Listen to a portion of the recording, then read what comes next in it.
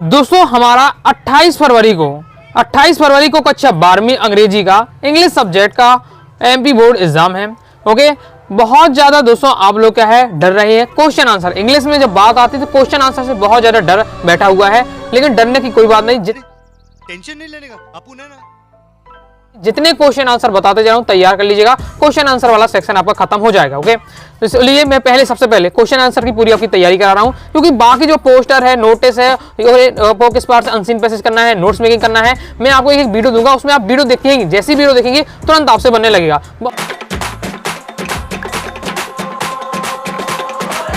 बहुत ज्यादा आसान टॉपिक आपके रहने वाले हैं। क्वेश्चन आंसर देखिए मैं भी आपको क्या है बता तो दूंगा, लेकिन आप तुरंत याद नहीं कर पाएंगे। ओके, तो तुरंत अगर आप याद नहीं कर पाएंगे क्वेश्चन आंसर में, जितना मैं मेहनत कर रहा हूं उतना ही आपको क्या है ज्यादा, उससे ज्यादा आपको मेहनत करनी पड़ेगी, क्योंकि क्वेश्चन आंसर में आपको क्या है बार बार लिख लिख कर प्रैक्टिस करना पड़ेगा, याद करना पड़ेगा।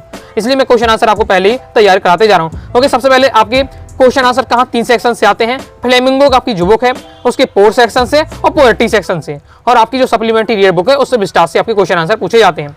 ओके, तो मैंने आपको क्या पोर्स के आपके जो फ्लेमिंगो के पोर्स और पोएट्री के क्वेश्चन आंसर कंप्लीट करा दिए हैं। अगर आपको क्या क्रम से वीडियो देखना है, चलिए मैं आपको बता देता हूँ कैसे आपको वीडियो देखना है। ओके, बहुत सारे विद्यार्थी नहीं होगा क्लियर, तो इस चैनल पर जाइएगा, प्लेलिस्ट के ऑप्शन में दोस्तों आपको जाना है और फिर यहाँ आपको जाना है 12th English topper series. 12th English topper series इसी प्लेलिस्ट में आपको क्या है इंग्लिश की कंप्लीट में आपकी तैयारी कराने वाला हूँ। तो यहाँ आप जाइए, क्रम से आपको क्या वीडियो मिल जाएगी क्वेश्चन आंसर की। ओके, प्रीवियस ईयर पेपर भी मैंने आपको सॉल्व कराया है, कैसे आपको क्या है पेपर में सॉल्व करना चाहिए, तो उसकी भी टिप्स मैंने दी है, तो वीडियो जाकर यहाँ से क्रम से देख लीजिएगा। अब दोस्तों आपका जो सप्लीमेंट्री रीडर बुक है विस्टास, ओके, तो इसके हम क्या है इंपॉर्टेंट क्वेश्चन आंसर देखने वाले हैं। ओके, वीडियो काफी लंबी हो जाएगी, कोई दिक्कत नहीं है। एक एक क्वेश्चन को ओके जो प्रीवियस ईयर पेपर में आए 2022 में, 2023 में, 24 में, उन क्वेश्चन को देखेंगे, साथ ही और जो क्वेश्चन आने के हाई चांस है उनकी भी बात करूंगा। हर क्वेश्चन को और हर उसके आंसर को बहुत ही आराम से बेहतरीन तरीके से समझाने का प्रयास करूंगा। ओके, और इतने जिस तरीके से मैं आपको समझाऊंगा मुझे आशा कि आपको जरूर समझ में आ जाएगा, और जब क्वेश्चन आंसर समझ में आ जाए तो फिर आंसर याद करने में आपको बहुत ज्यादा आसानी होगी, कम समय में आप याद कर पाएंगे। ओके, विस्टास में हम बात करें तो विस्टास में दोस्तों आपके कितने लेसन है, आपके टोटल आपके 6 लेसन। ओके, 6 दोस्तों आपके लेसन है। तो ये दोस्तों आपका पार्ट 1 रहने वाला है। ओके, ये पार्ट 1 है। इसमें दोस्तों मैं आपको आगे के 3 chapter, lesson first, lesson second, lesson third करवा दूंगा, और सेकंड में हम क्या है लेसन 4, लेसन 5 के 6 के इंपॉर्टेंट क्वेश्चन आंसर देख लेंगे। ओके, चलिए क्रम से स्टार्ट करते हैं। अभी मजा आएगा ना भिड़ो। लेसन फर्स्ट आ जाता हमारा द थर्ड लेवल। इसके इंपॉर्टेंट क्वेश्चन आंसर देख लेते हैं। पहला हमारा क्वेश्चन है, पहला क्वेश्चन क्या है, why does the third level refers to. मतलब क्या है क्वेश्चन का कि जो थर्ड लेवल हमारा जो चैप्टर है, जो थर्ड लेवल चैप्टर है, इसमें किस टॉपिक की बात की जा रही है। एक बार से आपको क्या 3 से 4 लाइन में आपको सारांश समझाना होगा कि इसमें किस टॉपिक की बात की जा रही है। चलिए देख लेते हैं। तो ये आपका एमपी बोर्ड एग्जाम 24 में क्वेश्चन आ चुका है। तो द थर्ड, और आपको 24 से भी क्वेश्चन याद करना है। ओके, 22, 23, 24 तीनों के आपको क्या है जो सालों में पेपर आए उनके तो जरूर तैयारी कर रखिएगा। तो आधे से ज्यादा आपके मतलब क्वेश्चन आंसर के सेक्शन में आपके 80% क्वेश्चन आंसर क्लियर आपके हो जाएंगे। ओके, क्योंकि क्या है बहुत ज्यादा रिपीट होने के चांस रहने हैं। ओके, तो हमारा third level signifies an escape from the modern world that is full of insecurity, fear, war, worry and all the rest of it। क्या बताया जा रहा है कि इसके मतलब होता पलायन होना। जब थर्ड लेवल वाला जो चैप्टर है इसमें क्या है पलायन होने की बात होती है। ओके, वर्तमान समय से क्या पलायन होने की बात होती है। ओके, आप अगर आपने कहानी पहले से पढ़ी होगी तो मैं आपको सब समझाऊंगा तो और अच्छे समझ में आ जाएगा। और अभी तक आपको कहानी पता ही नहीं कि कहानी से मैं हिंदी में कह गया, तो एक बार क्या है आप हिंदी में इसकी कहानी जरूर समझ लीजिएगा। यूट्यूब पर जाकर कोई भी वीडियो देख लीजिएगा, तो हिंदी में कहानी जब समझ में आ जाएगी तो आपको क्वेश्चन आंसर याद करने में आसानी होगी। तो इसमें क्या बताया जा रहा है कि इसमें जो चार्ली होता है, चार्ली का जो हीरो है इस चैप्टर का, वो क्या है दूसरे क्या है बहुत पुराने समय में चला जाता है। समझ लीजिए टाइम मशीन में बैठकर क्या पुराने समय में चला जाता है इस बार से, तो वो क्या है पुराने समय में चला जाता है। ओके, तो इसमें क्या है पलायन तक की एक बार से बात हो रही है। लेकिन इसमें इस चैप्टर में चार्ली दूसरे जगह जाता क्यों है। ओके, मतलब पुराने समय जैसे चला जाता है, तो इसमें दोस्तों क्यों चला जाता है, क्योंकि ये वर्तमान समय बहुत ज्यादा असुरक्षित है। इसमें एकदम भय बना रहता है, एक युद्ध होने की संभावना रहती है, और विभिन्न प्रकार की समस्याएं हैं। इस वर्तमान समय में बहुत विभिन्न प्रकार की समस्याएं हैं, और इससे बचने के लिए वो क्या पलायन हो जाता है। The period of 1890s represents a peaceful life not possible in the present era. क्या बताया जा रहा है, जो 1890 का दशक था, 1890 का दशक था, वो कि बहुत ज्यादा शांति वाला समय था। ओके, बहुत ज्यादा शांति का समय था। जो अब जितनी शांति उस समय थी 1890 के समय में, ओके दशक में, ओके वो इस समय नहीं। अब वो समय क्या है प्रेजेंट जो हमारा टाइम है, ओके इसमें पॉसिबल नहीं है। From this level the protagonist, मतलब प्रोटोगोनिस्ट यानी नायक, okay hero Charlie want to travel to Galesburg with his wife Louisa. क्या बताया जा रहा है कि इस जो नायक है चार्ली है वो कहाँ घूमना चाहता था, ग्लेसबर्ग घूमना चाहता था। ओके, ग्लेसबर्ग घूमना चाहता किसके साथ, अपनी पत्नी लुइसा के साथ। क्लियर है। तो ये इसमें आप होगा 3 से 4 लाइन में चैप्टर में बताया जा रहा है कि इस चैप्टर में किसकी बात की जाती है। ओके, शॉर्ट में समझा गया, तैयार कर लीजिएगा। आगे देख लेते हैं। बिल्कुल परफेक्ट मैंने कम शब्दों में आंसर दिया कि आपको पूरा नंबर भी मिल जाए और आपकी पूरी बात भी हो जाए। नेक्स्ट हमारा क्वेश्चन है, would Charlie ever go back to the ticket counter on the third level to buy tickets to Galesburg for himself and his wife. क्या चार्ली, क्वेश्चन में पूछा जा रहा है, क्या चार्ली दोबारा गया कहाँ, पुराने समय में दोबारा गया और कहा किसके लिए, टिकट खरीदने के लिए, क्योंकि उसे ग्लेसबर्ग जाना था। ग्लेसबर्ग में अपने लिए और अपनी पत्नी के लिए टिकट लेने के लिए दोबारा गया। लेते हैं, no Charlie would never be able to go back to ticket counter on the third level to buy tickets to Galesburg for himself and his wife. क्या बताया जा रहा है, देखिए केवल दो लेवल थे। ओके, केवल 2 लेवल थे ग्रांड स्टेशन में, लेकिन तीसरा लेवल था ही नहीं। लेकिन चार्ली कहता मैं तीसरे लेवल से गया था और वहां से क्या पुराने समय पहुंच गया, लेकिन वो वास्तव में एडजस्ट ही नहीं करता है, वो तो उसकी क्या कल्पना मात्र है। ओके, तो वही बताया जा रहा है कि चार्ली फिर दोबारा जा ही नहीं पका। चार्ली दोबारा क्या है, वो पुराने समय में जा ही नहीं सका, क्योंकि अपनी पत्नी और अपने लिए टिकट लेने के लिए, क्या ग्लेसबर्ग की टिकट लेने के लिए क्यों नहीं जा सका, बिकॉज द आंसर यहाँ से आपका स्टार्ट होता है। आंसर यहाँ से, the third level did not exist in reality. जो थर्ड लेवल है वो वास्तव में एग्जिस्ट ही नहीं करता, केवल वहाँ 2 ही लेवल थे, थर्ड लेवल है ही नहीं। ओके, तो ये केवल जो पहले जो समय थर्ड लेवल पहुंच गया वो उसकी केवल कल्पना मात्र थी। तो वही बताया जा रहा है, आंसर इसका मैंने केवल इतना है, the third level did not exist in reality. वास्तव में थर्ड लेवल एग्जिस्ट नहीं करता है, it exist only in Charlie's imagination. मतलब ये क्या है, वास्तव में थर्ड लेवल एडजस्ट नहीं करता, रियलिटी में है ही नहीं, ये केवल क्या है, चार्ली की कल्पना मात्र है, कल्पना मात्र है। ओके, इसलिए वो क्या है, एक बार तो चला गया, वो कैसे चला गया, मान ली सपनों में चला गया। ओके, मतलब उसे लगा कि मैं पहुंच गया हूँ इस टाइप से, लेकिन वास्तव में तो था ही नहीं। ओके, इसलिए क्या है, वो दोबारा फिर जा ही नहीं सका वहां। आगे देख लेते हैं, why did Charlie run away from the third level. Charlie है क्या है, जो वहाँ केवल 2 लेवल थे, रियलिटी में 2 लेवल एडजस्ट करते थे। चार्ली कहता मैं थर्ड लेवल में भी गया। ओके, थर्ड लेवल यानी समझ लीजिए आप यहाँ मेट्रो स्टेशन होते हैं, इस बार से हम मान के चलिए। ओके, तो यहाँ 2 मेट्रो स्टेशन है, तीसरा मेट्रो स्टेशन है ही नहीं। लेकिन चार्ली कहता मैं तीसरे मेट्रो स्टेशन गया, वहाँ बैठा और मैं क्या पुराने समय पहुंच गया, लेकिन इस बार से, तो इस बार से मान सकते हैं। तो why did Charlie run away from the third level. Charlie एक बार क्या है, थर्ड लेवल पहुंच गया। ओके, अब कल्पना मात्र थी, लेकिन पहुंच गया। ओके, पहुंच गया तो लेकिन वहां से भाग आया, जैसे कुछ वहां रखा लुका, लेकिन वहां से भाग आया। तो चार्ली थर्ड लेवल पहुंच भी गया, फिर मतलब थर्ड लेवल पे पहुंचना यानी पुराने समय पहुंच गया, लेकिन फिर वहां से भाग आया। ओके, फिर नई दुनिया में आ गया। तो वहां से पुरानी दुनिया से भागकर फिर दोबारा नई दुनिया में क्यों आ गया। ओके, तो देख लेते हैं उसके साथ ऐसे क्या घटना घटी वो आपको बताना है। When Charlie took out the modern currency to pay for the 2 tickets to Glasgow, the ticket clerk accused him of trying to cheat him। क्या बताया जा रहा है, देखिए जब वो थर्ड लेवल में पहुंच जाता पुराने समय में, तो वो क्या ग्लेसबर्ग घूमना चाहता था, ग्लेसबर्ग घूमना चाहता था। ओके, खुद घूमना चाहता था, अपनी पत्नी के साथ वहां घूमना चाहता था। अब जाना है, वो ग्लेसबर्ग जाना है, तो वहाँ भी क्या है, ट्रेन से जाना पड़ेगा, ट्रेन के लिए टिकट लेनी पड़ेगी। तो क्या है, टिकट लेने के लिए काउंटर पर जाता है, टिकट काउंटर पर जाता है। तो वहां हम जब टिकट लेंगे तो पैसे पे करता है, तो क्या मॉडर्न करेंसी पे करता है, क्योंकि वो अब क्या है, वर्तमान समय से पुराने समय में गया है। जब पुराने समय में जब गया है तो उसके पास तो क्या है, नई करेंसी होगी। जब नई करेंसी मॉडर्न करेंसी देता है, तो जो अब जो पुराने समय, ओके, तो जब नई करेंसी देता है तो जो उसका जो काउंटर वाला टिकट काटने वाला होता है वो कहता है कि तुम मेरे साथ चीटिंग कर रहे हैं। अब वो ऐसा क्यों कहता हूँ, क्योंकि भाई वो पुराने समय पहुंच गया। अब पुराने समय में पहले दूसरी और करेंसी चलती होगी, वो करेंसी तो थी नहीं, उसके लिए तो वो नकली नोट, उसके लिए जो वर्तमान करेंसी है, ओके, उससे रियल करेंसी है जो अपने लिए, लेकिन उसके लिए तो क्या है, जो टिकट काटने वाला है उसके लिए तो क्या है, पुरानी करेंसी है। उसी बार से जैसे मान लीजिए अभी क्या है 2025 में। ओके, और मैं क्या है 1950 के समय में चला जाता हूँ, अभी अब 500 रुपए का नोट लेकर। ओके, तो 500 रुपए का नोट लेकर वहां से 1950 में चला जाता हूँ और वहां कुछ सामान खरीदता हूँ 1950 के समय पहुंचकर। ओके, तो दुकान वाले क्या कहेंगे, तुम मेरे साथ चीटिंग कर रहे हो, नकली नोट दे रहे हो, ऐसा नोट चलता ही नहीं है, जबकि मैं उन्हें असली नोट दे रहा हूँ। लेकिन वो क्या पुराने समय वो एडजस्ट ही नहीं करता था। वो तो क्या दूसरा नोट चलता होगा, इस टाइप से। तो यहाँ बात बताई जा रही। ओके, तो he threatened to hand Charlie over to the police. तो जो टिकट काटने वाला होता है उसे क्या धमकाता है कि मैं क्या तुम्हें पुलिस को दे दूंगा, तुम मेरे साथ चीटिंग कर रहे हो। Okay, Charlie was frustrated, Charlie बहुत ज्यादा घबरा जाता है। Okay, and he decided to rush back from the third level. वो घबरा जाता बहुत ज्यादा। ओके, इसलिए वो क्या है थर्ड लेवल से भागने का डिसाइड कर लेता है, क्योंकि यहाँ से भागने में फायदा है। ओके, नहीं तो क्या पकड़े जाएंगे इस टाइप से। आई होप दोस्तों समझ गए होंगे, मैं पूरा समझाने का पूरा प्रयास कर रहा हूँ, बाकी थोड़ा आपने चैप्टर पढ़ा होगा हिंदी में तो बहुत ज्यादा अच्छे समझ में आ रहा होगा। नेक्स्ट है, do you think that the third level was medium of escape for Charlie. भी और एग्जाम 23 में क्वेश्चन आ चुका है, तो 25 में रिपीट हो सकता है, इसलिए अच्छे से याद रखना है। क्या क्वेश्चन है पूछा जा रहा है, कि आपको क्या लगता है जो ये थर्ड लेवल में चार्ली क्या कहता है, चार्ली कहता है कि मैं थर्ड लेवल में पहुंच गया। ओके, थर्ड लेवल है नहीं असली में, लेकिन कहता है कि मैं थर्ड लेवल में पहुंच गया। तो क्या इस वर्तमान दुनिया से भागने का एक माध्यम था? ओके, इसके मतलब नहीं पलायन होने, इस दुनिया से पलायन होने या भागने का एक माध्यम बनाया किसने? चार्ली ने। मतलब ये झूठी झूठी बातें करके उसका इस दुनिया से भागने का इरादा था। तो लिखना है yes, I think that the third level was medium of escape for Charlie life in modern world. Okay, life इस क्या बताया जा रहा है कि यहाँ ये क्या है, वास्तव में चार्ली क्या है, इस दुनिया से क्या है, भागना चाहता है या पलायन होना चाहता था, इसलिए उसने थर्ड लेवल वाली एक कहानी बनाई।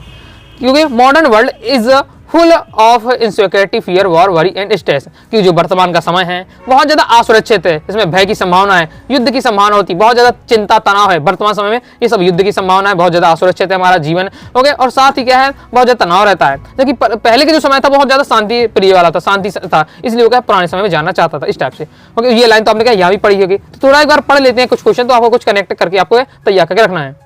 आगे देख लेते, जो मैं आपको बता रहा हूँ ये आपके लॉन्ग में पूछे जाएंगे, इसलिए लॉन्ग टाइप का थोड़ा आंसर आपका दिया हुआ है। ओके, तो फिर आगे नेक्स्ट है, grand centre station had only 2 levels. जो ग्रांड सेंटर स्टेशन है, ओके, वहाँ केवल 2 लेवल्स है, तीसरा लेवल नहीं था, केवल 2 लेवल्स से। Okay, the third level did not exist, तीसरा लेवल था ही नहीं।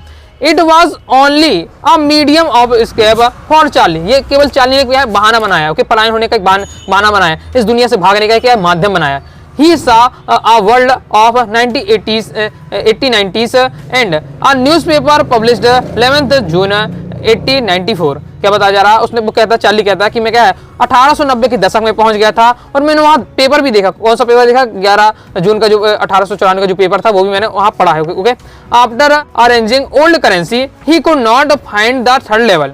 अब ये थोड़ा इसको क्वेश्चन को क्या है, थोड़ा शॉर्ट करना था, इसलिए क्या इस लाइन गायब कर दी है। क्या बताया जा रहा है कि देखिए, हमने मेरे को समझाया कि वो जब पहुंच जाता है तो क्या घूमना चाहता था, कहाँ ग्लेसबर्ग घूमना चाहता था, टिकट लेता है, पुराने समय जाता है, टिकट लेता है, तो उसका जो टिकट काटने वाला होता है वो कहता है ये करेंसी थोड़ी चलती है, तुम फिर नकली करेंसी दे रहे हो। ओके, इस वर्तमान समय की करेंसी दो। तो फिर क्या करता है वो, दोबारा क्या आ जाता है, दोबारा अपने वर्तमान समय में आ जाता है। अब जब वर्तमान समय में आ जाता है, वो प्रेजेंट टाइम में आ जाता है, तो वो क्या 1890 का समय पहुंच गया। तो 1890 के समय जो पैसा चलता था उसको अरेंज करता है कि पुराना वाला पैसा कहीं से मिल जाए। ओके, वो पैसा लेके फिर दोबारा थर्ड लेवल में जाएगा, फिर ग्लेसबर्ग घूमेगा, उसने ये डिसाइड किया था। ओके, तो वो दोबारा पैसे अरेंज करता है, लेकिन फिर वो क्या है, दोबारा थर्ड लेवल उसे नहीं मिलता है। तो एक बार तो चला गया, तो दोबारा नहीं मिलता है। क्यों नहीं मिलता है? क्योंकि असली में है ही नहीं, वो तो शुरुआत में कल्पना मात्र। तो moreover his physicist and his wife also explained to him that the third level did not exist। तो उसका जो एक मनोचिकित्सक वाला जो फ्रेंड था और उसकी जो पत्नी थी, उन्होंने उसे समझाया कि ये थर्ड लेवल एग्जिस्ट नहीं करता है, केवल तुम क्या सोच रहे होगे उस हिसाब से। आगे देख लेते हैं, नेक्स्ट हमारा क्वेश्चन है, ये भी आपको लॉन्ग में पूछा जा सकता है, और आपकी एनसीईआरटी बुक में है, आपका हाई चांसेस के आने के लॉन्ग में आपके पूछा जाएगा 3 नंबर के लिए, तो इसे भी आपको पढ़ के रखना है थोड़ा। ओके, जितना मैं आपको जरूरी नहीं इतना लाइन आप नहीं कर पाएंगे, कम से कम 4 लाइन, लेकिन कुछ ना कुछ हर क्वेश्चन के बारे में पढ़ के रखिए। ओके, तो हमारा नेक्स्ट क्वेश्चन है, what do you infer from Sam's letter to Charlie.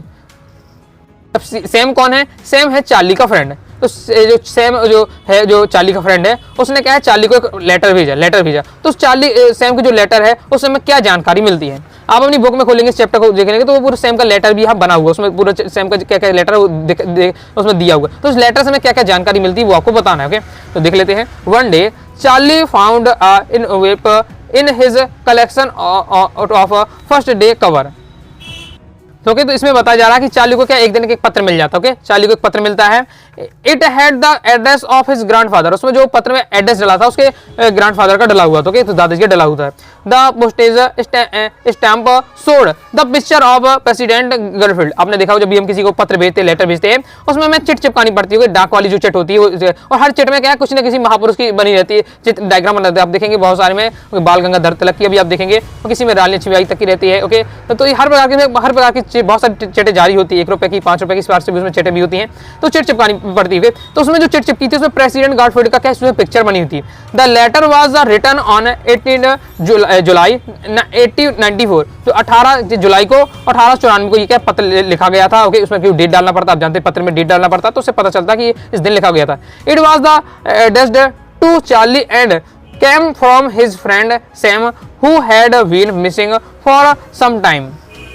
तो ये जो पत्र लिखा था ये किसने लिखा था, जो सैम ने लिखा था। ओके, किसके लिए लिखा था, अपने फ्रेंड चार्ली के लिए लिखा था। और जो सैम है, सैम क्या है, बहुत दिनों से क्या है, गायब है, बहुत दिनों से क्या है, एकदम खो गया है। ओके, गुमशुदा है। The first day covers generally contains a black paper but this cover had a letter for Charlie. ये फर्स्ट डे कवर का मतलब थोड़ा समझिए, मैं आपको समझाता हूँ डिटेल से। ये फर्स्ट कवर का क्या मतलब होता है, कोई भी जो चिट जारी होती है, मतलब स्टाम्प चिट होती है, क्योंकि डाक वाली चिट होती है, वो जब जारी होती है तो इसे सबसे पहले किसी न किसी पत्र में तो चिपकाया जाता होगा, किसी पत्र में चिपकाया जाता है। तो जिस पत्र में चिपकाया जाता है उसे डेमो के रूप में यूज किया जाता है, और उस पत्र के उसके अंदर एक ब्लैंक पेज रखा जाता है, कोई लेटर नहीं होता, असली में लेटर नहीं होता, एक ब्लैंक पेपर रखा जाता है और डेमो के रूप में उसे यूज किया जाता है। तो फर्स्ट बार जो चिट जब जिस लेटर में लगाई जाती है उसे कहते हैं फर्स्ट डे कवर। ओके, तो क्या बताया जा रहा है कि जो फर्स्ट डे वाला कवर होता है, यानी फर्स्ट स्टाम्प जो जारी होती है, उसमें एक ब्लैंक पेपर उसके अंदर रखा जाता है, डेमो के रूप में होता है। लेकिन उसमें क्या रखा था, चार्ली के लिए लेटर रखा हुआ था, ये बात बताई जा रही है।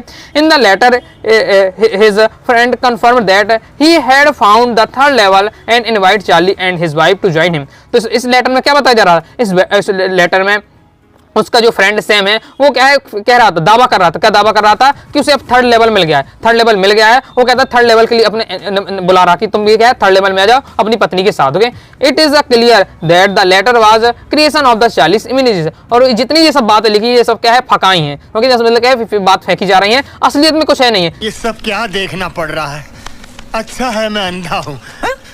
ये केवल चार्ली क्या कल्पना कर रहा है कि थर्ड लेवल में मेरा जो फ्रेंड है वो थर्ड लेवल में घूम रहा है, मजे कर रहा है, और मुझे भी क्या थर्ड लेवल में बुला रहा है और मेरी पत्नी के साथ कह रहा है कि तुम भी आ जाओ। ओके, जबकि ऐसा कुछ है नहीं, थर्ड लेवल है ही नहीं है, वो उसका फ्रेंड क्या पहुंचेगा, कोई नहीं पहुंच सकता। ओके, इस बार से तो ये क्या है, सब हवाबाजी है। लेकिन आपको क्या है, ये तो सब क्या है, कल्पना मात्र। लेकिन आपको क्या है, रियल में आपको इन सब क्वेश्चन को अच्छे से याद कर लेना है। हाई चांस इसका लॉन्ग में आने का, इसलिए मैंने इसको कवर किया है।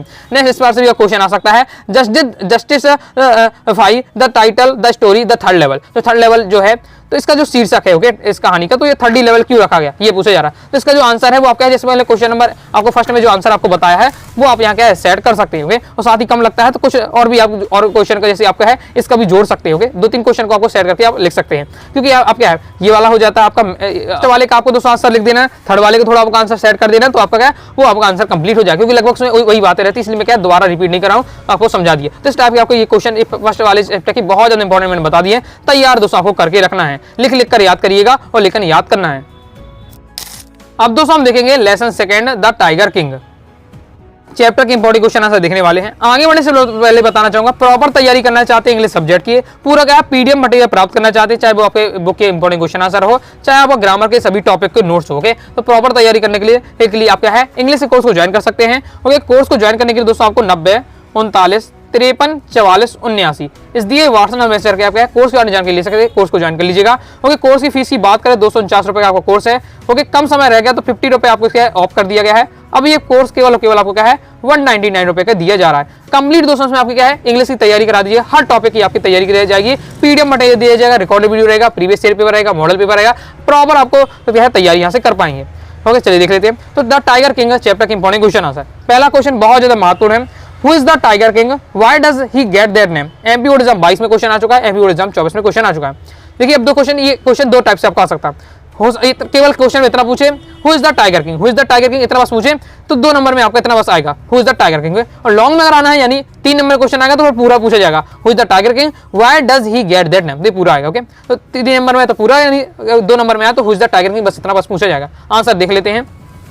पहला है कि who is the tiger king, tiger king कौन है। ओके, और why does he get their name, और ये टाइगर किंग उन्हें नाम कैसे उनका पड़ गया। ओके, तो देख लेते हैं। The Maharaja of Pratibandapuram was called the tiger king, जो क्या है प्रतिबंधपुरम जो राज्य के महाराजा हैं उन्हें हम क्या कहते हैं, टाइगर, उन्हें क्या है टाइगर किंग कहा गया। तो पहले वाले का आंसर आपको कंप्लीट हो जाता है, बस 2 नंबर के लिए इतना ही आपका पूछा जाएगा। अब 3 नंबर में लॉन्ग में आपको पूरा लिखना पड़ेगा। Okay, why does he get their name, उन्हें क्या ये नाम कैसे मिला, तो इसकी आपको थोड़ा सा कहानी के रूप में आपको बताना पड़ेगा। बाकी अब देखने में आपको क्या बहुत लॉन्ग लग रहा होगा, बहुत बड़ा लग रहा होगा इसका, लेकिन मैं आपको बहुत ईजी लैंग्वेज में समझा दे रहा हूँ, कहानी के रूप में समझा दे रहा हूँ। कहानी आप माइंड में रखिएगा और क्या थोड़ा बहुत आप अच्छे से तैयार कर लीजिएगा। तो कहानी रहती है तो आपको क्या है अच्छे से आप यहाँ लिख पाएंगे। तो he get that name because the astrologer said that the prince would have to die one day। क्या कहता है, क्या जा रहा है कि उन्हें ये नाम क्यों मिला, क्योंकि जो एस्ट्रोलॉजिस्ट यानी जोशी होते जो क्या है वो भविष्य वगैरह बताते हैं हमें, या फिर हमारा क्या है बताते हैं कि आपका जीवन कैसे आगे होगा। ओके, इस टाइप से तो जो ज्योतिष होते हैं, ज्योतिषों ने उनसे कहा, किसे, राजकुमार से कहा कि राजकुमार की एक दिन क्या है मृत्यु हो जानी है, राजकुमार की एक दिन क्या है मृत्यु हो जानी है। The 10 day old, Prince asked the astrologers the way of his dead. 10 दिन का बालक, जो भी राजकुमार है, बहुत बड़े नहीं है, राजकुमार केवल उनकी उम्र 10 दिन के अब यहाँ ओके 10 दिन के बालक हैं, तो 10 दिन का जो राजकुमार होता है वो एस्ट्रोलॉजर से कहता है हाँ आपने कह दिया मेरी क्या मृत्यु हो जाएगी, एक दिन मुझे मरना है, ओके लेकिन मुझे ये बताइए, रास्ता बताइए, मैं कैसे मरूंगा, ओके मतलब मरना कैसे हो, the way of his death, मेरी क्या है जो मेरी मृत्यु होनी है किस तरीके से होगी, ये पूछा किस तरीके से मेरी मृत्यु होगी, राजकुमार पूछता है। The astrologers surprise to listen this, तो जो ज्योतिष होते हैं, जो जितने भी ज्योतिष होते हैं सब घबरा जाते हैं, आश्चर्यचकित हो जाते हैं, जैसे ये सुनते हैं इस बात को तो वो क्या आश्चर्यचकित हो जाते हैं। अब प्रश्न आता है कि भैया जितने सारे ज्योतिष से ये खड़े हुए ये सब आश्चर्यचकित क्यों हो जाते हैं। रीजन है दोस्तों कि ये जो अभी जो बोल रहा है, कौन बोल रहा है, राजकुमार बोल रहा है, वो केवल 10 दिन का बालक है। 10 दिन का बालक कैसे बोल सकता है, ओके लेकिन 10 दिन का बालक ने बोला, यानी राजकुमार ने बोला जो 10 दिन का है, इसलिए वो आश्चर्यचकित हो जाते हैं कि 10 दिन का बालक पूछ रहा है अपनी कि मुझे कैसे मृत्यु हो जानी है, ओके समझ गए होंगे। The chief astrologers said that his that would come from the tiger, तो जो उसमें चीफ एस्ट्रोलॉजर्स हो जाता है, जो मतलब मुख्य जो ज्योतिष वाला व्यक्ति है, वो बताता है कि राजकुमार की मृत्यु किससे हो जाएगी, टाइगर से होगी, राजकुमार की मृत्यु टाइगर से होगी, okay. Then the young prince said, तो जो राजकुमार होता है एकदम नौजवान राजकुमार होता है, लेट टाइगर बियर, यानी टाइगर तुम कहा सावधान हो जाओ। He decided to kill the tiger, अब उसने कहा कि टाइगर मुझे निपटाने की सोच रहा है, अब मैं क्या टाइगर को निपटा दूंगा, ओके मतलब मैं टाइगर ही खत्म हो जाएंगे तो मुझे कौन मार सकता है, ओके इस प्रकार से, क्योंकि क्या है मेरी मृत्यु किससे लिखी हुई है, टाइगर से मेरी मृत्यु हो जाएगी। राजकुमार कहता है तो मैं जितने भी टाइगर होंगी सब वो क्या है मृत्यु मौत के घाट उतार दूंगा, तो मैं क्या अमर हो जाऊंगा इस टाइप से। Therefore he got the name tiger king, इसलिए अब उनका नाम क्या पड़ गया, और अब राजकुमार जो है ओके उनका नाम पड़ गया टाइगर किंग। क्लियर है, आई होप दोस्तों आपको बहुत अच्छे समझ में आ गया होगा। आगे देख लेते हैं नेक्स्ट हमारा क्वेश्चन, याद करके रखिए बहुत इंपॉर्टेंट है। नेक्स्ट क्वेश्चन है why did the Maharaja decide to get marriage, जो महाराजा हैं उन्होंने शादी करने का निर्णय क्यों लिया। अभी तो कह रहे थे मुझे शादी नहीं करना है भाई, अब उन्होंने क्या शादी करने का निर्णय ले लिया कि अब मुझे क्या शादी करना है, तो उन्होंने ऐसा निर्णय क्यों लिया। The Maharaja had killed 70 tigers and this the tiger population becomes established in the forest of his kingdom। क्या बताया जा रहा है, देखिए मैं आपको अब यहाँ बता देता हूँ थोड़ी सी कहानी कि देखिए यहाँ तो हमने पता चला कि क्या है जो राजा की मृत्यु होनी है, क्या कौन से नंबर के जो टाइगर से होनी है, क्लियर है। तो यहाँ आगे पूछते हैं कि कौन से नंबर के टाइगर से, तो जो एस्ट्रोलॉजर से बताते हैं कि जो 100वें नंबर का बाघ होगा, 100वें नंबर का जो टाइगर होगा उससे क्या राजा की मृत्यु हो जाएगी। तब राजा डिसाइड करते हैं कि मुझे अपनी लाइफ में 100 टाइगर मारने हैं, अगर 100 टाइगर मैंने खत्म कर दिए तो मैं अमर हो जाऊंगा, फिर मुझे क्या कोई मार नहीं सकता। ये राजकुमार ने डिसाइड किया, महाराजा ने डिसाइड किया, ओके। तो जब वो महाराजा बनते हैं वो अपनी ऊपर ओके जैसे बड़े होते जाते हैं वो टाइगर को मारना स्टार्ट कर देते हैं, लगातार टाइगर को मारते जाते हैं। उनका लक्ष्य था कि मुझे क्या 100 टाइगर को मारने हैं, ओके मारते मारते उनका राज्य है, ओके अपना राज्य है, जितने टाइगर मारते रहो कोई रोकने वाला नहीं है। तो अपने राज्य में टाइगर मारते मारते उन्हें 100 टाइगर मारने थे, उन्होंने क्या 70 टाइगर उन्हें मार दिए थे। अभी उन्हें कितने टाइगर मारने हैं, 30 टाइगर अभी उन्हें मारने हैं, ओके। तब लेकिन जब देखते हैं कि मैंने 70 टाइगर मार दिए, अब मैंने जितने राज्य में कहीं भी घूम रहा हूँ, इतना शिकार करने के लिए घूम रहा हूँ, कहीं टाइगर ही नहीं मिल रहे, क्योंकि अब टाइगर तो जितने थे सब निपटा दिए राजा ने, मतलब उनके लगभग 70 टाइगर होंगे सब खत्म कर दिए। अब लेकिन उन्हें भी 30 टाइगर और चाहिए, लेकिन अब उनके राज्य में टाइगर बचे ही नहीं है, क्लियर है। Okay, it was then that he decided to get married to a girl in a royal family of a state which had a large tiger population। तब क्या है महाराजा डिसाइड करते हैं कि मैं एक राज्य से शादी करूंगा, यानी राज्य से राजकुमारी से शादी करूंगा, और उस राज्य की राजकुमारी से शादी करूंगा जिस राज्य में क्या है टाइगर बहुत अच्छी मात्रा में हो, टाइगर की पॉपुलेशन ज्यादा हो। ओके, अब क्यों राजा का उद्देश्य शादी करना नहीं था उनका, मैन उनका चाहिए तो उन्हें बस टाइगर मिल जाए। अब टाइगर जैसे अब राजा जी ने अपना राज्य है, अपने राज्य में जितने चाहे टाइगर मारते जाए कोई नहीं बोलेगा, ओके स्वयं राजा है। लेकिन यदि क्या है दूसरे के राज्य में जाएंगे वहां टाइगर मारेंगे तो क्या फिर विवाद हो जाएगा, ओके। इसलिए महाराजा ने डिसाइड किया कि मैं अगर उस राज्य के या राजकुमारी से शादी कर लूंगा तो फिर तो वहां क्या है जब चाहे घूमने जा सकता हूं और जितने चाहे टाइगर मार सकता हूं, कोई नहीं बोलेगा। तो वही महाराजा ने डिसाइड किया, इसलिए महाराजा ने डिसाइड किया कि अब मैं शादी करूंगा। क्यों? क्योंकि मुझे टाइगर मिल जाएंगे, क्योंकि 70 टाइगर तो मार लिए, 30 टाइगर और चाहिए थे। तो उन्होंने सोचा 30 टाइगर के दूसरे राज्य के मारेंगे, अब दूसरे राज्य के तो ऐसे टाइगर मार नहीं सकते, तो वहां की राजकुमारी से शादी कर लो तो फिर क्या है आराम से दिक्कत नहीं होगी। इतने तेजस्वी लोग हैं हमारे पास, कितने शानदार विचार रखते हैं जी, और कुछ लोग मनोरंजन भी करवाते हैं। क्लियर है, आई होप आप समझ होंगे। नेक्स्ट हमारा क्वेश्चन है why did Maharaja ban tiger hunting in the state. अब जो राजा है महाराजा है उन्होंने क्या है जो अपने राज्य में बाघों के शिकार पर प्रतिबंध लगा दिया। तो बाघों के शिकार पर प्रतिबंध क्यों लगा दिया? तो ओके, तो क्या आंसर है, Maharaja wanted to prove that prediction of astrologers wrong that he would be killed by the 100 tiger. देखिए जो राज्य के ज्योतिष वाले लोग थे, उनके एस्ट्रोलॉजर्स थे, उन्होंने क्या कहा था, उन्होंने कहा था कि राजा की जो मृत्यु 100वें टाइगर से हो जानी थी, राजा की मृत्यु 100वें टाइगर से हो जानी है। तो राजा ने डिसाइड किया कि अगर मैं 100 टाइगर को मार दूंगा तो क्या है, मेरी मृत्यु नहीं होगी और मैं अमर हो जाऊंगा, और साथ ही जो ज्योतिष लोग ये सब कह रहे हैं इनकी बातों को मैं क्या झूठा साबित कर दूंगा। तो ये क्या है, महाराज जी का इरादा था। ओके, तो his intention was to kill 100 tiger, intention यानी इरादा, उनका इरादा क्या था कि हमें क्या है 100 टाइगर मारने हैं, हम वो क्या है मुझे 100 टाइगर मारने हैं, ये महाराजा का क्या है इरादा था। Therefore he went band the tiger hunting in the state, यही रीजन है कि महाराज ने क्या है राज्य में टाइगर के शिकार पर क्या प्रतिबंध लगा दिया। यहाँ थोड़ा शॉर्ट रूम में दिया तो समझ में दिक्कत हो सकती है, मतलब इसका ये है कि महाराजा को 100 टाइगर चाहिए है। अगर वैसे भी तो क्या है, अभी हमने पहले वाले क्वेश्चन में देखा कि महाराजा को क्या पूरे 100 टाइगर अपने राज्य में नहीं मिल पा रहे, दूसरे राज्य की राजकुमारी शादी करके वहाँ के बाघों को मारना पड़ रहा होगा। ओके, और यदि उनके राज्य के लोग ही बाघों का शिकार वो भी करने लगे तो महाराजा को और टाइगर नहीं मिलेगी। ओके, और दूसरे लोग शिकार करेंगे बाघों का तो महाराजा क्या मारेंगे। ओके, इस यही कारण क्या है, उन्हें महाराजा ने पहले डिसाइड किया कि प्रतिबंध लगा दी कि मेरे अलावा कोई भी इस राज्य में बाघों को नहीं मार पाएगा। आई होप समझ होंगे। लिखना पेपर किस प्रकार से, अगर शॉर्ट में लिखना है तो ये आपका इसी बार से लिखना है जो मैंने आपको बता रहा हूँ। फिर इसका नेक्स्ट हमारा क्वेश्चन रहने वाला है, इंपॉर्टेंट है, एमपीसीक्यू एग्जाम 24 में आपको आ भी चुका है। How did the crown Prince जंग बहादुर ग्रो अप। ओके, जो जंग बहादुर जो राजकुमार हैं, ओके, तो इनके किस प्रकार से बड़े हुए वो आपको बताना है। तो crown Prince grow up just like other royal princess of India state. Okay, तो जो राजकुमार हैं उसी प्रकार बड़े हुए जिस प्रकार से इंडिया के और दूसरे स्टेट के जो राजकुमार होते हैं उनके बड़े होते हैं। जैसे ही grow taller and strong day by day, वो क्या है दिन ब दिन क्या बड़े होते गए और क्या है एकदम बलशाली होते गए, मजबूत होते गए। He drunk the milk of an English cow, और वो क्या अंग्रेजी गाय का क्या है दूध पिया करते हैं। Okay, he was brought up by an English Naini and trout in English by English man. Okay, उन्हें क्या है उनका जो पालन पोषण कौन करता है, इंग्लिश नैनी यानी धाई माँ बना के कराती हैं। तो ओके, वो उनका अंग्रेजी धाई माँ थी, वो उनका पालन पोषण किया करती थी वे। साथ ही वो इंग्लिश किससे पढ़ते थे, इंग्लिश मैन यानी अंग्रेजी से क्या है इंग्लिश की कोचिंग लिया करते थे। ही सा नथिंग बट इंग्लिश फिल्म, वह कुछ नहीं देखा करते थे लेकिन इंग्लिश फिल्में जो होती थी उन्हें देखना बहुत ज्यादा पसंद होती थी। इस बार से कंप्लीट हो जाता है। आगे देखते हैं, आगे और नेक्स्ट और लास्ट इस चैप्टर से हमारा क्वेश्चन है और इंपॉर्टेंट है, एमपीसीक्यू एग्जाम 23 में आया है, 25 में आ सकता है। What will Maharaja to do find the required number of the tigers to किल।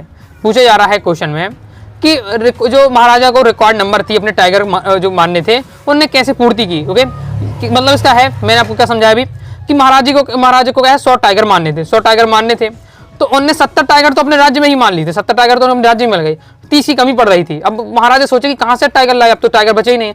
तो फिर महाराजा को जो 30 टाइगर ने पूर्ति करनी थी और 30 टाइगर लाने थे तो राजा ने कैसे उस नंबर को पूरा किया। ओके, तो हम सिंपल अभी पहले वाले क्वेश्चन पढ़ चुके हैं कि महाराजा क्या करते हैं, एक दूसरे राज्य की राजकुमारी से शादी कर लेते हैं। ओके, ताकि अपने को जो 30 टाइगर में मानने वो भी उनको मिल जाए, इस टाइप से।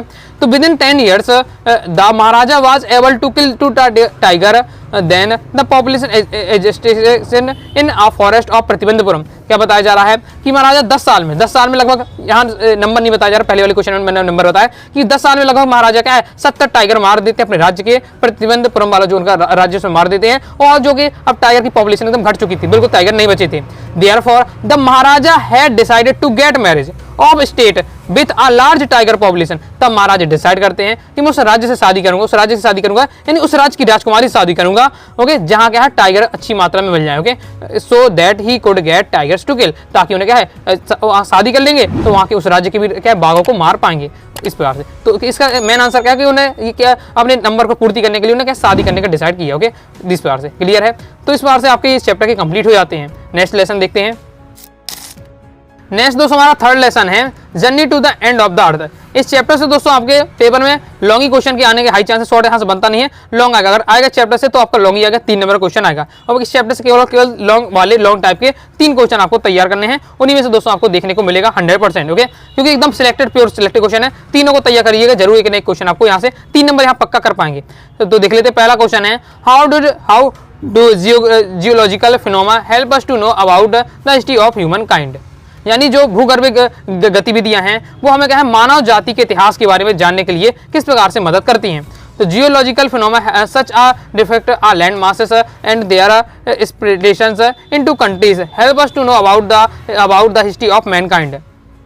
भूगर्भ इतिहास से जानकारी में किस प्रकार से मिलती है? पहले जो पहले जितने सारे देश बटे हुए हैं, पहले एक ही लैंड मास था। ओके, धीरे धीरे क्या है, भूगर्भ गतिविधियों का ना ये छोटे छोटे टुकड़े टूटते गए। ओके, टुकड़े टूटने के बाद ये देश बने। ओके, ये क्या है, बहुत सारे देशों का निर्माण हुआ। तो यहाँ से पता चल रहा है, साथ ही मानव इतिहास के बारे में जानकारी प्राप्त होती है।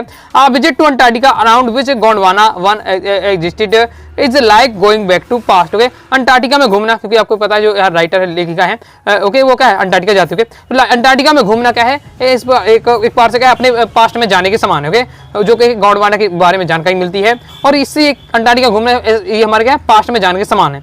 It gives us understanding to evolutions and existence ozone and carbon. Okay, इससे हमें क्या विकास के बारे में थोड़ा जानकारी प्राप्त होती है। साथ ही जो कार्बन और ओजोन का जो अपक्षय हो रहा है, घट रही है, उसके बारे में और जानकारी प्राप्त होती है।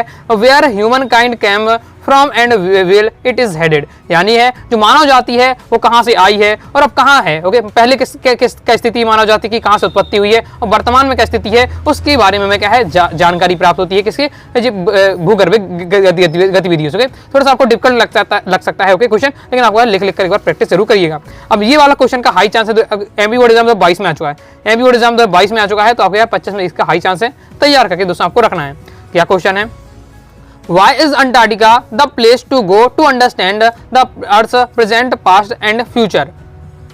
जो अंटार्कटिका है वो अंटार्कटिका हमें किस प्रकार से, अंटार्कटिका हमें किस प्रकार से पृथ्वी के भूत, वर्तमान और भविष्य के बारे में जानकारी देती है। मतलब अंटार्कटिका अगर हम घूमते हैं तो उस समय क्या है, पृथ्वी के भूत के बारे में जानकारी प्राप्त हो रही है। ओके, मतलब इतिहास की जानकारी प्राप्त होगी, साथ ही वर्तमान समय की, और भविष्य में क्या होगा उसकी भी हमें जानकारी पार से मिलती है। तो किस बार से मिलती है वो आपको यहाँ बताना है। अब ये 3 नंबर वाले क्वेश्चन है, ये क्वेश्चन आएगा तो 3 नंबर में आएगा आपका। ओके, 2 नंबर में आ नहीं सकता है, तो इसलिए थोड़ा सा लॉन्ग दिया हुआ। ओके, तो Antarctica is an olden place in the world which has never human population, यानी अंटार्कटिका क्या है, एक विश्व का सबसे पुराना स्थान है जहां एक भी ह्यूमन पॉपुलेशन नहीं है, मतलब एक भी व्यक्ति नहीं रहता, वहां एक भी क्या है, लोग नहीं रहते। क्यों नहीं लोग रहते हैं? क्योंकि बहुत ज्यादा ठंडा प्लेस है, इसलिए वहां क्या कोई नहीं रहता है। ओके, चारों तरफ बर्फ ही बर्फ रहती है।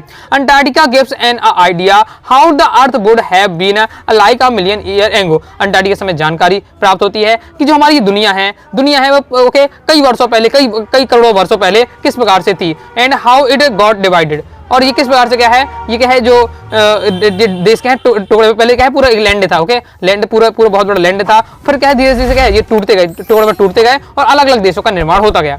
Okay, the melting ice gives us a glimpses of future. धीरे धीरे क्या अब लगा, लेकिन अब अंटार्कटिका भी बर्फ पिघलने लगी है। ओके, अंटार्कटिका बर्फ पिघलने लगी है, तो जो बर्फ पिघल रही है इससे हमें क्या फ्यूचर के बारे में जानकारी मिलती है। If we continue interferences in the working of the nature, यदि हम क्या है लगातार जो हमारे क्या है, जो प्राकृतिक कार्य है, प्रकृति के कार्य है, उनमें हम लगातार हस्तक्षेप करते रहे। ओके, छेड़छाड़ी करते गए प्रकृति के साथ। ओके, जैसे पेड़ काटना, तो प्रकृति के साथ हम छेड़छाड़ी तो कर रहे हैं, उनका पेड़ काट रहे हैं। ओके, फैक्ट्रियों से उनका क्या है, वायु प्रदूषण कर रहे हैं, तो इस प्रकार के जो कार्य करते रहे, तो the global warming will increase, जो ग्लोबल वार्मिंग है वो लगातार बढ़ता जाएगा। And ozone layer will disbalance, और जो ओजोन परत है वो भी क्या डिसबैलेंस हो जाएगी। तो इस बार से बताया जा रहा है। फ्यूचर के बारे में किस बार से जानकारी देती है कि जो हम प्रकृति के कार्य में हस्तक्षेप कर रहे हैं। ओके, तो इससे ग्लोबल वार्मिंग बढ़ रहा है, तो इससे यही इसलिए लिखा है ग्लोबल वार्मिंग बढ़ता है तो गर्मी बढ़ रही है, यानी बर्फ पिघल रही है। ओके, तो ये हमारा क्या फ्यूचर अब सही नहीं रहेगा अगर हम ये लगातार काम करते हैं। तो इस बार से हमें क्या है, हम प्रेजेंट के बारे में जानकारी मिल रही है, फ्यूचर के बारे में भी और पास्ट के बारे में जानकारी मिल रही है। क्लियर है? आगे नेक्स्ट और लास्ट इस चैप्टर से आपको तैयार करके रखना है। What are the indication for the future of human kind? Okay, मानव जाति के लिए कि भविष्य के लिए क्या संकेत देते हैं। ओके, मानव जाति के भविष्य में क्या संकेत हमें मिल रहे हैं। एमपी बोर्ड एग्जाम 23 में आ चुका है, 24 में क्वेश्चन आ चुका है, तो पढ़ के से भी रखना है आपको। तो आंसर किस प्रकार से रहेगा? और thoughtless activities of humankind such as increasing cities, mega cities, cutting forest and turning those concrete jungles. क्या बताया जा रहा है? और थॉटलेस एक्टिविटी यानी विचारहीन गतिविधि है, जिसमें हम बिना सोचे ओके क्या काम करने लगे। तो जो मानव जाति है, ये क्या मानव जाति, संपूर्ण मानव जाति बिना सोचे समझे क्या है काम कर रही है। क्या कर रही है? जैसे क्या है, लगातार सिटीज और मेगा सिटीज, मतलब शहर, महाशहर का, महानगरों का, मतलब नगर महानगरों का निर्माण कर रही है। कटिंग फॉरेस्ट, जंगलों को काटा जा रहा है। टर्निंग दोज कंक्रीट जंगल को काट कर कंक्रीट के जंगल बनाए जा रहे हैं। कंक्रीट के जंगल का दोस्तों मतलब है कि जंगल को काटते हैं, जंगल क्यों काटते हैं? घर बनाने के लिए, मकान बनाने के लिए, क्योंकि जनसंख्या वृद्धि लगातार हो रही है, मकान की आवश्यकता लोगों को बढ़ती जा रही है। ओके, तो मकान बन रहे हैं, तो मकान कहाँ बनेंगे? जमीन बनेंगे, जंगल को काटा जा रहा है और मकान बनाए जा रहे हैं। मकान कैसे? कंक्रीट से बनते हैं, इसलिए वो कंक्रीट जंगल लिखा हुआ, इसलिए वो शब्द आया है कि ओके फॉरेस्ट को काट कर, जंगल को काट कर कंक्रीट के जंगल बनाए जा रहे हैं, नहीं मकान उसमें लगातार बनाए जा रहे हैं।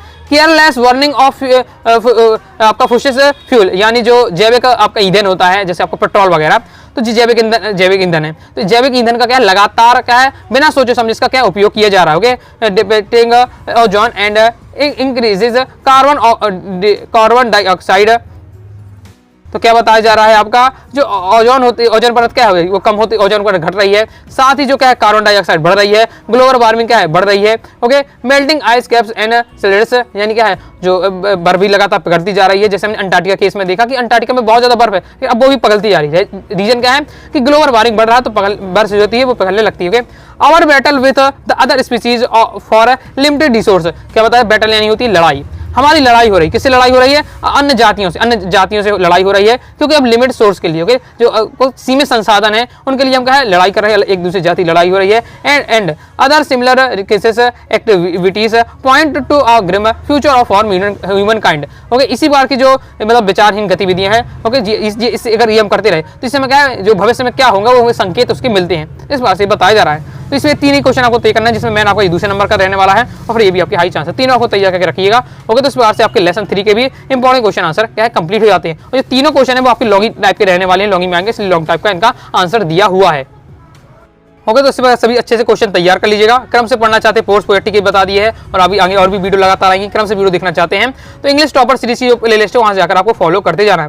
दोस्तों वीडियो को लाइक जरूर कर दीजिए, काफी ज्यादा दिख रही है, आपके लिए मेहनत कर रहा हूँ। ओके, बहुत ज्यादा रिसर्च करता हूँ, बहुत ज्यादा, ताकि आपको जितनी चीज आसान हो सके आपको कर दूं, ताकि आपको क्या है? याद करने में आसानी हो जाए। ओके, साथ ही टेलीग्राम चैनल, व्हाट्सएप चैनल को ज्वाइन कर लीजिएगा। कोई दोस्तों डाउट होता है कमेंट बॉक्स में आप जरूर पूछिएगा। मिलते हैं नेक्स्ट वीडियो में, तब तक के लिए बाय बाय।